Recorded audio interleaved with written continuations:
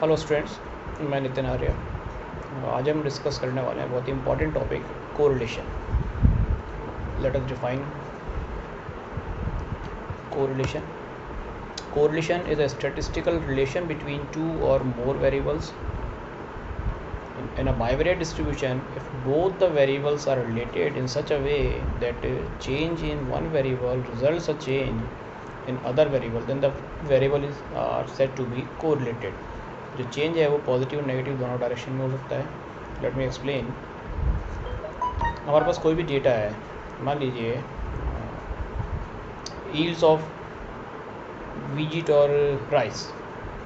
हमारे पास गेहूँ या चावल की फसल है, उस पर हमें इफेक्ट कोरिलेशन स्टडी करना है. कौन सा फर्टिलाइज़र हम यूज़ कर रहे हैं या फर्टिलाइज़र की क्वांटिटी कितनी यूज़ कर रहे हैं, उस पर इफेक्ट देखना है. तो there may be a relation between the yields of rice and fertilizer used.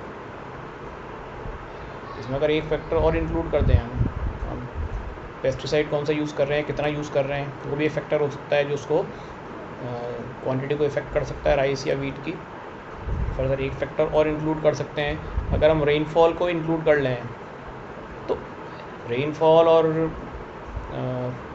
तो वीट या राइस की क्वांटिटी, उनमें कुछ रिलेशन हो सकता है.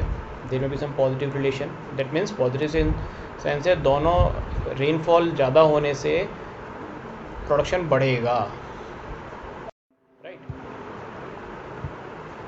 ऐसे ही पर्टिकुलर फर्टिलाइज़र एक पर्टिकुलर लिमिट तक यूज़ करने पर प्रोडक्शन बढ़ेगा, कोई रिलेशन हो सकता है. मे बी नेगेटिव, अगर एक क्वांटिटी एक पर्टिकुलर लेवल से ज़्यादा बढ़ा दें तो नेगेटिव रिलेशन भी आ सकता है. तो हमारी जो डेली लाइफ में ऐसे बहुत सी एग्जांपल्स हैं जहाँ पर हम कोरिलेशन ऑब्ज़र्व कर सकते हैं. हमने ऑब्ज़र्व आज तक किया भी होगा, लेकिन हमें एग्जैक्टली आपको ये पता नहीं था कि उसको मीज़र किस तरह किया जाए और एग्जैक्टली उसे कहते क्या हैं. Correlation simply relation between two datas. जैसे आप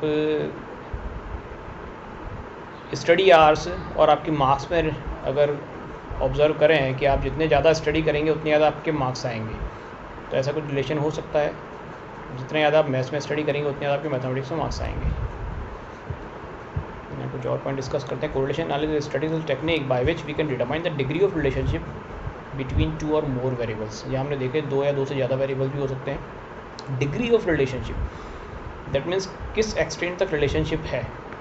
हो सकता है रिलेशनशिप हो लेकिन बहुत कम हो सकता है रिलेशन बहुत स्ट्रॉन्ग हो. तो अब तक हमने ये ऑब्ज़र्व किया है कि इन दो में कुछ ना कुछ रिलेशन है. अपनी जो नंबर ऑफ आवर्स हम स्टडी कर रहे हैं और एग्ज़ाम के मार्क्स जो आ रहे हैं उनमें कुछ रिलेशन है. फिज़िक्स के मार्क्स और मैथ्स के मार्क्स जो आ रहे हैं उनमें कुछ ना कुछ रिलेशन हो सकता है. मैथ्स के मार्क्स और आपके इलेक्ट्रॉनिक्स के मार्क्स में कुछ रिलेशन डेफिनेटली हो सकता है, लेकिन वो रिलेशन कैसा है, कितना स्ट्रॉन्ग है, ये सब स्टडी आप उसमें काफ़ी कुछ टॉपिक आप या काफ़ी कुछ एनालिसिस इस टॉपिक को स्टडी करने के बाद आप कर सकते हैं. The amount of correlation is measured by the coefficient of correlation. अब जो कोरिलेशन है उसको मेज़रमेंट करने के लिए हम एक जो टर्म यूज़ करते हैं that is coefficient of correlation. इसको आर या रॉ से नोट करते हैं. इसकी जो वैल्यू आएगी वही उसी से हम फाइनल कंक्लूड करते हैं कि कोरिलेशन किस टाइप का है. आर की वैल्यू जो है वो -1 से +1 वेरी करती है. उसका आगे हम और डिटेल डिस्कस करेंगे. आर एक 0 होता है तो उस केस में कोई रिलेशन नहीं होगा. There will be no correlation. Types of correlation हम अलग अलग तरह से क्लासीफाई कर सकते हैं. आर का जो साइन है उसके according positive correlation, negative correlation. That means two variables deviate in the same direction. जैसे मैं स्टडी आर बढ़ा दूंगा तो मेरे मार्क्स बढ़ जाएंगे, that means positive correlation. Sleeping hours अगर बढ़ा दूंगा तो मार्क्स कम हो जाएंगे. या अगर मैं मोबाइल का जो टाइम है अपना फेसबुक व्हाट्सएप यूज़ करने का वो अगर बढ़ा देंगे तो डेफिनेटली आपके मार्क्स पे इम्पेक्ट उसका नेगेटिव आएगा. तो यह नेगेटिव कोरिलेशन हो जाएगा. तो यहाँ मैंने कुछ स्कैटर्ड डायग्राम प्लॉट किए हैं, this is positive correlation, that means x increase करता है तो वाई भी सेम डायरेक्शन में सेम वे में इंक्रीज़ कर रहा है। यहाँ एक्स, ये पॉजिटिव कोरिलेशन, एक्स इंक्रीज़ कर रहा है तो वाई डिक्रीज़ कर रहा है, दैट इज़ नेगेटिव कोरिलेशन। और यहाँ देखें, हम आइडेंटिफाई नहीं कर पा रहे हैं कि इसमें कोई रिलेशन है या नहीं है, या कुछ गोलमोल है, that mean there will be no correlation. हाँ, अगर थोड़ा सा डायरेक्शन होता है इसका, थोड़ा सा इसको हम आगे ले लेते हैं, कुछ स्कैटर्ड हो, लेकिन एक पर्टिकुलर डायरेक्शन तो मिले कि पॉजिटिव सेंस आ रहा है, नेगेटिव सेंस आ रहा है, तो यहाँ ऐसा कुछ हम ऑब्ज़र्व नहीं कर पा रहे हैं, than there is no correlation. तो इस केस में जो आर की वैल्यू पॉजिटिव आएगी, इस केस में आर की वैल्यू नेगेटिव आएगी, और इस केस में आर की वैल्यू 0 आएगी। लीनियर कोरिलेशन और non linear correlation. Linear correlation, अगर हम जितने भी डेटा हमें गिवन है उन डेटास को अगर हम स्कैटर डायग्राम एक ग्राफ पे प्लॉट करें तो एक लाइन के इर्द गिर्द रहें, या इन जो डेटाज हैं एक्स और वाई में उनका जो रेशो है वो ऑलमोस्ट कांस्टेंट रहे, तो हम कहेंगे इसको लीनियर कोरिलेशन। और अगर ये इस टाइप से कर्व्ड शेप में आए, that is called non linear, ये नॉन लीनियर कोरिलेशन कहलाएगा।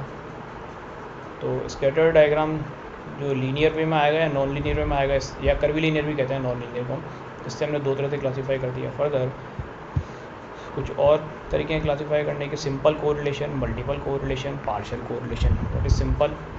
जब हम एट ए टाइम दो ही वेरिएबल में रिलेशनशिप स्टडी कर रहे हैं, दो वेरिएबल में एक वेरिएबल डिपेंडेंट एक इंडिपेंडेंट, जैसे हम नंबर ऑफ आर स्टडी और मार्क्स, तो definitely number of hours study अपना इंडिपेंडेंट वेरिएबल है और डिपेंडेंट मार्क्स डिपेंड करेंगे नंबर ऑफ आर स्टडी पर, तो यहाँ सिंपल कोरिलेशन हो गया। मल्टीपल कोरिलेशन, अगर हम मल्टीपल फैक्टर स्टडी करने वाले हैं, जैसे yields of rice, fertiliser, pesticide, rainfall, multiple factor अगर स्टडी करने वाले हैं तो मल्टीपल कोरिलेशन आएगा। हाँ, अब इन मल्टीपल फैक्टर में से हम बाकी सारे फैक्टर को कांस्टेंट रखें और दो फैक्टर को स्टडी करें, दो फैक्टर्स में रिलेशन स्टडी करें, that is called partial correlation. जैसे हम फर्टिलाइज़र या पेस्टिसाइड को फिक्स कर दें, रेनफॉल हम कंसिडरेशन नहीं लें, सिर्फ गेहूँ या चावल का जो फसल हो रही है वो, और फर्टिलाइज़र की क्वांटिटी उससे हम स्टडी करें, तो ये पार्शियल कोरिलेशन कहलाएगा।